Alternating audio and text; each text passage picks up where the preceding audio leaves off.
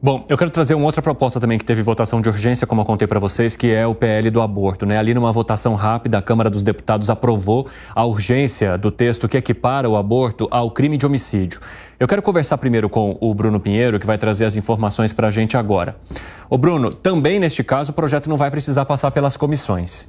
E a gente está falando de uma situação bastante polêmica, que ainda divide muito opiniões, que seria criminalizar o aborto ou colocá-lo com a mesma pena, né, do crime de homicídio quando ele é feito após a 22ª semana. O que você traz de bastidor, de repercussão e da maneira como os parlamentares estão se posicionando depois dessa urgência aprovada em relação a essa proposta do Sóstenes Cavalcante? Bem-vindo. Repercussão imediata, na verdade, né, Evandro? Ótima tarde a você, a quem nos acompanha. Arthur Lira ontem acelerou isso, houve uma reclamação, na verdade, já que alguns estavam esperando essa orientação para fazer um discurso, né, ou para exigir que essa votação não fosse automática, não fosse uma votação simbólica, que tivesse essa orientação, o que acabou não acontecendo. Esse regime de urgência, que é quando evita as comissões, já que esse assunto já é muito difícil ser colocado em discussão aqui no Congresso Nacional, na Câmara dos Deputados, e se fosse levado no rito normal nas comissões, seria ainda muito mais complicado. Houve essa reclamação ontem imediata, porque alguns não ouviram que estava já sendo colocada em discussão esta matéria. Quando viram, já tinha um resultado. Chamaram a atenção de Arthur Lira, inclusive. Esse é uma apresentação do deputado do Partido Liberal, deputado Sóstenes Cavalcante, que é lá do Partido Liberal do Rio de Janeiro, aliado do ex-presidente Jair Bolsonaro. Ele colocou em votação o que equipara justamente a este crime de homicídio quando na 22ª semana.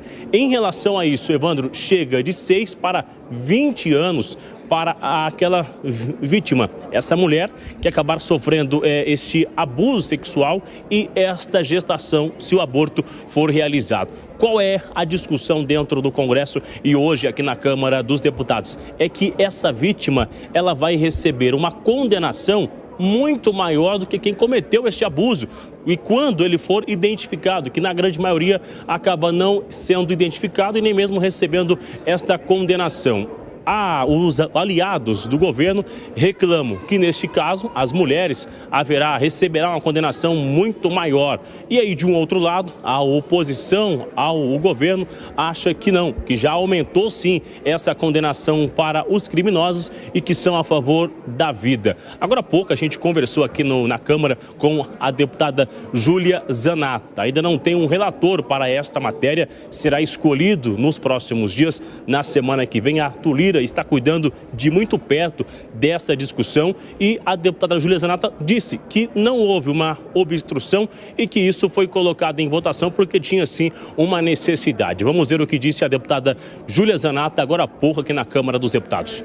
Olha, a gente não se opõe em ouvir mais vozes, né? Isso vai ser tratado com certeza. Agora aprovamos a urgência somente. Não tem previsão, pelo que eu sei, de colocar em pauta o mérito da questão. Vai ser decidido no Colégio de Líderes, com todos os partidos. Vocês podem notar que ontem passou muito rapidamente esse assunto e não teve sequer obstrução, né? Registraram votos contrários o PT, PCdoB e o PSOL.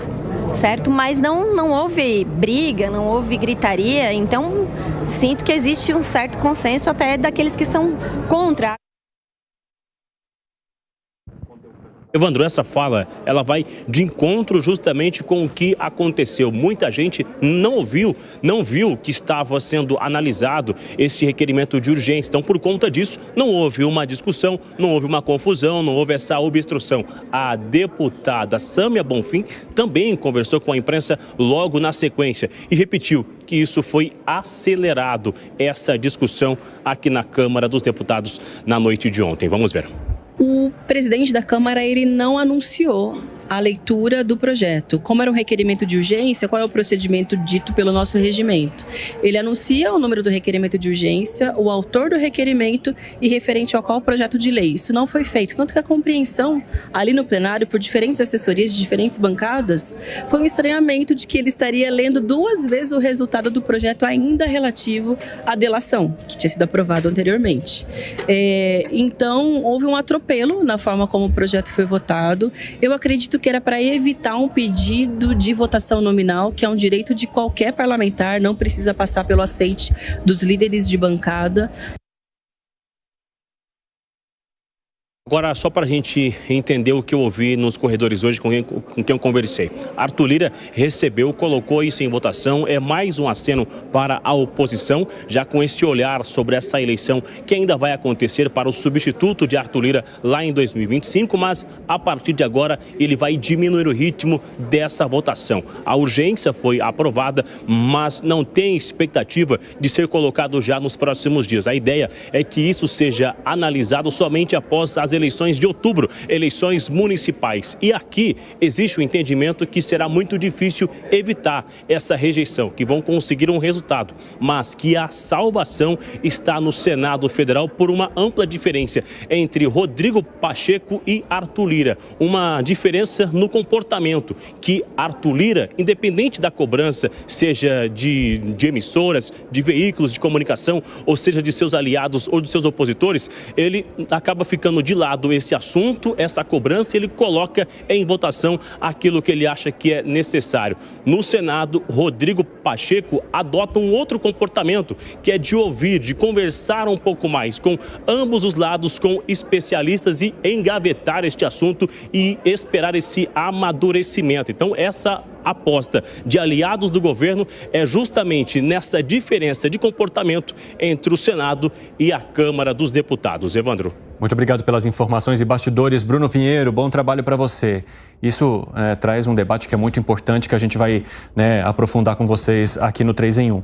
A principal questão que eu estou vendo repercutir muito nas redes sociais, que gera o grande debate, é o fato de você equiparar o aborto após a 22ª semana ao crime de homicídio. Isso traria uma pena máxima para essa mulher de 20 anos. E, segundo o projeto de lei que teve a votação de urgência aprovada, que é esse que está agora e que vai entrar numa discussão mais profunda, ele também permite essa punição, inclusive para as mulheres que foram vítimas de aborto, que foram vítimas de estupro.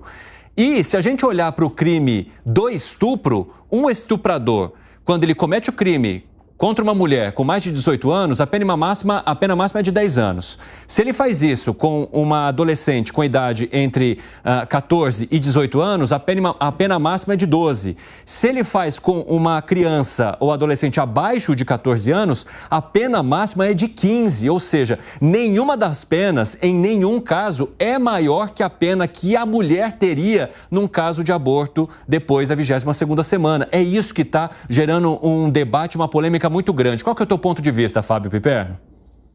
Bom, a bancada da Santa Inquisição, ela não me surpreende, né? Uhum. Você sabe que hoje tem uma nota na coluna Painel da Folha de São Paulo sobre a deputada Júlia Zanata. Eu até porque no Twitter faço questão de ler um trechinho para que também a nossa audiência conheça um pouco mais sobre ela. Está aqui, ó. A deputada Júlia Zanata vai acionar o Ministério Público contra Érica Hilton por violência política de gênero após ser chamada, abre aspas, de feia e ultrapassada. E aí, então, ela se propõe a discutir um tema tão sensível como esse. Veja, é mais uma ação da bancada que, ao que parece, julga que o tamanho da minissaia é mais culpado pelo estupro do que o ato criminoso em si.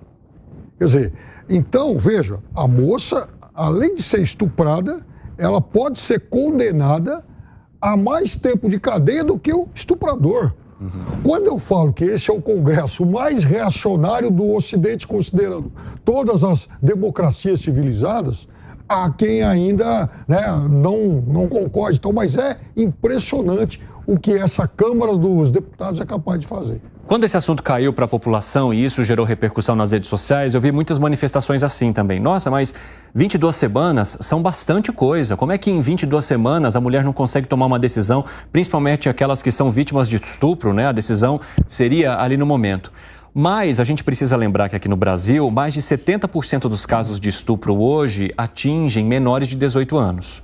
E muitos desses menores de 18 anos, muitas vezes não têm autonomia para conversar, para comunicar, para procurar sequer uma ajuda quando percebe que está grávida por conta de um crime de estupro que, na maioria dos casos também, mais de 70% dos casos, são praticados pelos entes familiares ali, pelos próprios parentes.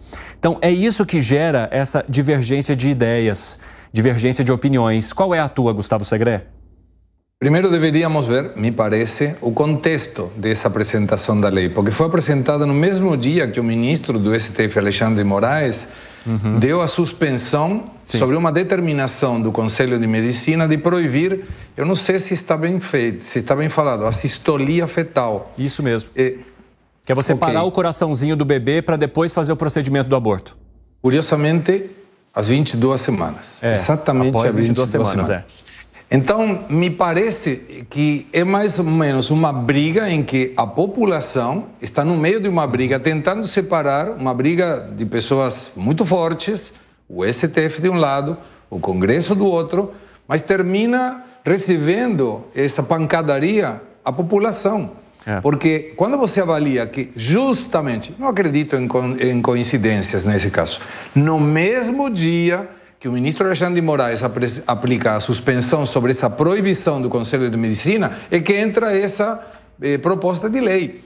Então, e a gente vai, lembremos, PEC das drogas, estava quieta, parada, aí de repente o STF se manifesta, o Congresso, pum, reage. Marco temporal, e assim vai. O aborto é uma mesma situação, que estava quieto no STF, mas até que aparece essa determinação. Me parece mais uma PL, uma proposta de lei reacionária a uma determinação do STF, que é uma convicção dos próprios deputados. Mas concordo contigo, é absurdo que uma pessoa que possa ser estuprada tem uma pena maior que o estuprador, uma aberração jurídica. Só isso já traz, né, uma pitada a mais para esse tema. Porque quando a gente olha para a possibilidade de estupro aqui no Brasil, o estupro já é crime aqui no Brasil, a não ser em casos de fetos que sejam anencéfalos, quando a vida da mãe é colocada em risco ou em caso de estupro. Pela lei que temos hoje aqui no país, essa mulher ela pode praticar o aborto legal independentemente da fase em que esse feto esteja. Com essa lei, até mesmo essas mulheres deveriam, ou no caso do estupro, por exemplo, que é esse caso que a gente está analisando aqui, elas teriam também de optar pelo aborto até a 22ª semana. Gani, você entende também que há uma questão política que envolve esse movimento agora? Eu ia falar exatamente o que o Segré trouxe, perfeita análise do Segré. É uma reação do Congresso Nacional a uma decisão monocrática de um ministro do Supremo Tribunal Federal. O que aconteceu é que o Conselho Federal de Medicina proibia uma prática após 22 semanas, como você bem explicou, que era parar ali o coração do feto, do bebê. E aí o PSOL aciona, provoca o Supremo Tribunal Federal e cai a resolução do Conselho Federal de Medicina. Então, me parece que tem um contexto político, uma resposta ao Supremo, como vem ocorrendo, né? A gente viu isso no marco temporal, a gente viu isso também em relação à PEC das drogas.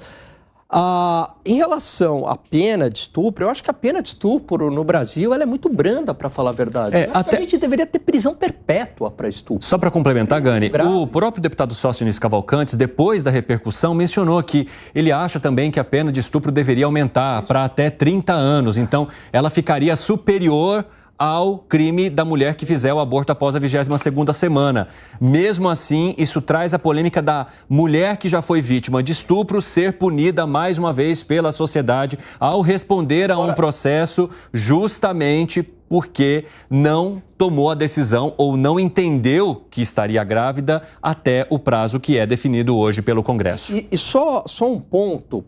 De fato, realmente tem menores de idade que são estuprados dentro da sua casa. Tem não, a maioria, Gani. a maioria demora um certo tempo para falar, né, com os responsáveis, com a polícia, mas também, e a deputada Júlia Zanatta deu uma entrevista bastante esclarecedora no programa Morning Show aqui da Jovem Pan pela manhã, onde ela disse que um diretor de hospital disse que muitas mulheres acabam chegando ali para fazer o aborto. Lógico, não todas, né? Lógico que tem pessoas ali que realmente foram estupradas, mas que falam que foram estupradas justamente para fazer o aborto. De onde que ela tirou isso? Ela só falou, só estou falando o que ela falou.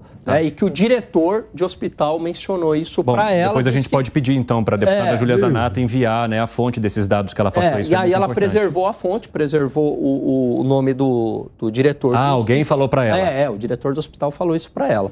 E aí preservou, né, o nome do diretor do hospital, então dizendo que também há uma banalização do aborto, né, utilizando dessa desculpa. Então, também só queria trazer esse outro lado da história, porque realmente você tem pessoas que demoram para relatar, né, o que aconteceu, pelo todo o constrangimento que a vítima sofre, mas também tem pessoas que se utilizam, né, utilizam de uma mentira justamente para poder realizar isso segundo a deputada federal Júlia Zanatta, né? Isso, a Júlia Zanatta que falou. 4h38, o pessoal da rádio vai para um rápido intervalo, daqui a pouco espero vocês. Nas outras plataformas seguimos. É até interessante a gente saber, né, um pouco dessa denúncia feita pela Júlia Zanatta, porque o profissional que perceba isso, ele deveria, ou, né, espero que ele tenha registrado, então, um boletim de ocorrência para que essa situação seja investigada. Porque ela não pode simplesmente ser comunicada assim, a parlamentar comunicar e nada ser feito, então, para se definir aonde veio essa irregularidade. Só um ponto, né? Que o diretor do hospital disse a ela,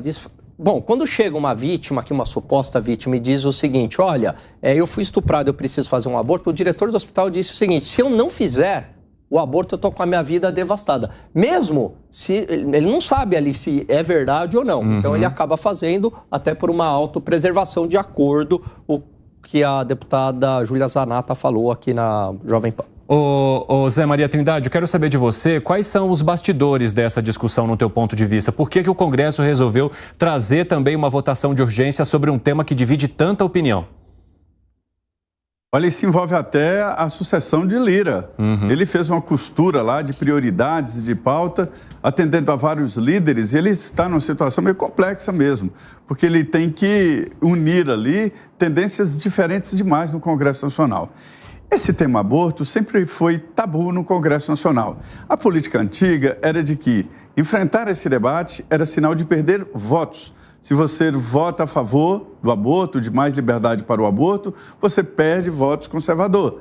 E se você vota contra, você perde votos do lado progressista. E esta é uma pauta feminista desde sempre, uma pauta de libertação da mulher, a mulher dona do seu corpo, que envolve vários pontos, inclusive o direito de fazer o aborto, né? O direito de comandar o seu próprio corpo. Eu ouvi centenas de debates, de audiências públicas, 90% delas muito polêmicas, levaram para o plenário lá fotografias, réplicas de fetos, pessoas, filhos de estupros, dizendo, olha, essa aqui, o pai dela, a mãe dela foi estuprada, não fez o aborto, está aqui viva. Esse tipo de debate no Congresso Nacional, para você ter uma ideia de como esse debate é quente, de como esse debate é forte. E o Congresso nunca decidiu nada sobre isso. Os projetos se empacam. E aí entra naquela fila de que eu sempre falo aqui. Qual é a decisão do Congresso? A decisão de não decidir. De que não, nós não queremos, é o direito do Congresso de não decidir. E aí vem o Supremo e diz, olha, o Congresso tinha que decidir sobre esse assunto e decide. O anencéfalo foi decisão do Supremo. Sim. O aborto do anencéfalo e risco para a mãe, risco de vida, da mesma forma. E também para estupro. E houve uma simplificação por decisão do governo. José Serra era ministro da Saúde e foi chamado ali por setores da sociedade como um assassino de criancinhas porque ele facilitou essa possibilidade. Então, a pessoa que se diz estuprada, ela teria que... Ela vai e faz e o hospital tem que fazer, não precisa nem mesmo uma comprovação de que aconteceu o estupro. Mas acontece o seguinte, esse debate é o direito da mulher como também o direito do homem de lidar com o seu corpo. Mas o direito à vida. Mas quando se gera uma nova vida, é um novo direito que nasce. É o direito à vida que a Constituição garante. E esses debates se detalharam de tal forma, Evandro, para saber qual é a origem da vida, onde a vida começa, quando começa. E, assim, isso parece uma coisa fácil, mas não é não, viu? É nidação, no dia seguinte. A Igreja Católica, por exemplo, não gosta do DIU, porque ele é abortivo toda semana, porque há anidação e depois o ovo, né, que é a união do óvulo e do esperma, ele é destruído. Então, é muito profundo esse debate. Não dá para uma urgência urgentíssima definir isso assim rapidamente. Mas o bastidor é um acordo, é uma tentativa ali de fechar pontas e atender pedidos da bancada evangélica. É interessante que você traz a profundidade desse debate, Zé, porque é justamente isso. O que nós estamos fazendo aqui não é colocando, olha, a opinião é essa, você tem que ir por esse caminho ou por aquele caminho, você tem que concordar ou não, você tem que discordar do aborto. O que a gente está trazendo como discussão é o fato de se querer criminalizar um aborto, inclusive para uma vítima de estupro, maior do que a do próprio estuprador. Então, você tem um crime que é o crime de estupro e a vítima de estupro que decide fazer o aborto depois da 22ª semana. A gente não está entrando nos meandros se essa mulher está errada ou certa, segundo o seu ponto de vista, mas criminalizar essa mulher com pena maior do que o cara que provocou tudo isso, que foi quem estuprou, esse é o grande debate que essa proposta trouxe nesse momento. Fala, Gustavo Segré. Mas esse é um debate feminista, né? Mas sabe qual é o risco para mim, Evandro? Desculpa, Maria. Pode falar, Zé. Não, é só para dizer que esse é o cerne do debate feminista. As feministas, nesse momento, estão dizendo que é uma recriminalização da mulher. Exatamente. Até porque o debate diz respeito sobre o corpo delas, né? Talvez por isso que elas estejam se manifestando assim, com razão. Diga, Segré. Sabe que essa situação do aborto, me parece, é um dos assuntos que divide a cidadania, a população, quase que 50 e 50. Não vai ter uma diferença muito grande. Não é uma maioria estrondosa que está a favor de um ou do outro lado. Na Argentina, quando estava na pauta disso, e foi colocado na pauta precisamente pelo governo progressista do Alberto Fernandes, e foi inclusive tratado antes pelo Macri, foi feito um referendo da sociedade e o referendo dava exatamente igual. Uma fração era os lençóis, os lenços verdes e os lenços azuis, mulheres que defendiam uma postura e outra. O risco dessa lei é que alguma pessoa, alguma mulher que esteja nessa situação, ela procure alguma clínica clandestina e isso pode afetar mais ainda a sua segurança, né, a sua saúde.